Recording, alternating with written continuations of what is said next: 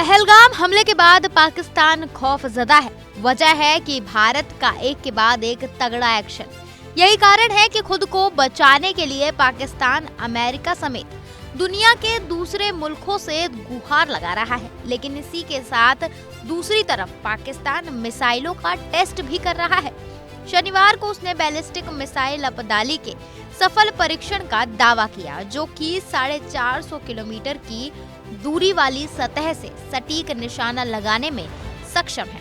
Missile test कर शायद पाकिस्तान ये समझ रहा होगा कि भारत डर जाएगा, लेकिन उसे नहीं मालूम ना इंडिया की सेना उसकी खोखली मिसाइल से डरेगी और ना ही भारत के नेता। AIMIM चीफ असदुद्दीन ओवैसी ने इसी पर चुटकी लेते हुए पाकिस्तान को बता दिया कि भारत ताकतवर था और हमेशा रहेगा। और जो लोग पाकिस्तान में बैठकर भारत के ताल्लुक से क्या क्या कहते नहीं मालूम, मगर इनको आईने में अपनी सूरत देखना चाहिए। तुम कौन सा मिसाइल टेस्ट करते टेस्ट कर लो, याद रखो, मगर भारत तुम्हारे से ताकतवर है और हमेशा रहेगा इंशाअल्लाह ताला।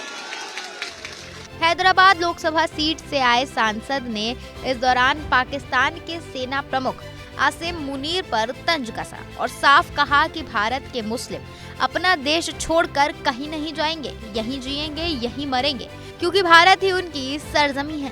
और हम इस सरजमीन में खड़े होकर पाकिस्तान के वो ISI के आसिम मुनीर को कहना चाहेंगे, जो अपनी तकरीर में एक बकवास अनाप शनाप बातें बके हैं। हम आसिम मुनीर को कहना चाहेंगे कि सन 47 में हमने फैसला ले लिया कि हम भारत को छोड़कर नहीं जाएंगे। हमने जिना के पैगाम को ठुकराया। भारत ही हमारी सरजमीन थी, भारत ही हमारी सरजमीन है और इंशाअल्लाह भारत ही हमारी सरजमीन रहेगा। और हम वो लोग जो आज पाकिस्तान में बैठकर बकवास बक रहे हैं, हम उनसे कहना चाहेंगे कि तुम इस्लाम को जानते नहीं हो। दुश्मन पर जबानी बम बरसाते हुए असदुद्दीन ओवैसी ने पाकिस्तान को असफल राष्ट्र बताया। इतना ही नहीं, खुलेआम पाकिस्तान को चेतावनी तक दे डाली। कहा अब समय आ गया है कि पाकिस्तान को ऐसा करारा जवाब दिया जाए जिससे आतंकवाद हमेशा के लिए खत्म हो जाए। पाकिस्तान एक फेल्ड नेशन है और याद रखिए, ये ताकतें कभी भी भारत को सुकून से रहने नहीं देंगी।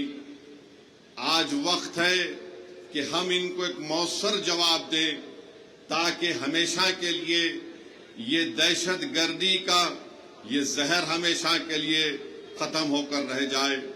दरअसल AIMIM प्रमुख असदुद्दीन ओवैसी शनिवार को बिहार दौरे पर थे। चुनावी अभियान का आगाज करने यहाँ वो किशनगंज में एक रैली को संबोधित कर रहे थे, जिसकी शुरुआत उन्होंने पहलगाम आतंकी हमले पर अफसोस जताकर की। ओवैसी मंच पर कार्यकर्ताओं के साथ बाह में कौली पट्टी बांधे नजर आए।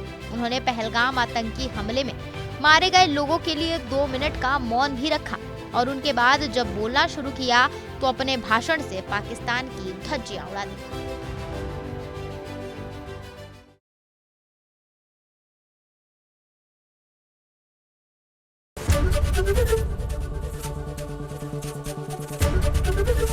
ABP गंगा, खबर आपकी, जुबान आपकी।